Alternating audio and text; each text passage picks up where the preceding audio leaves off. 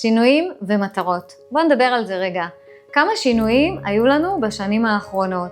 הייתה לנו קורונה, היו לנו סגרים, בידודים, נאלצנו להתחיל לתקשר אחרת, אפילו ללמוד בצורה שונה, עברנו לזום. כל החיים שלנו השתנו ברגע אחד.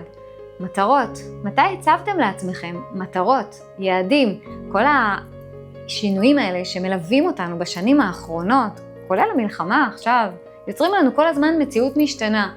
האם אתם מוותרים על הכל, פשוט זורמים ונותנים לחיים שלכם לקרות ולעבור דרככם, או שישבתם והגדרתם לעצמכם מטרות, איזה יעדים שאתם רוצים להגיע אליהם, להשיג אותם, להמשיך ולהתקדם.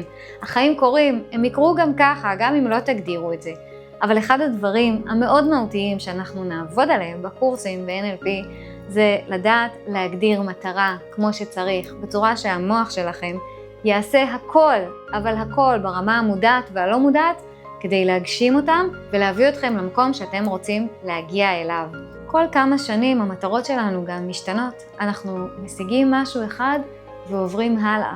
אז NLP זה עולם מופלא וקסום שיעזור לכם לא רק להגדיר נכון את המטרות שלכם, אלא גם להגשים אותם.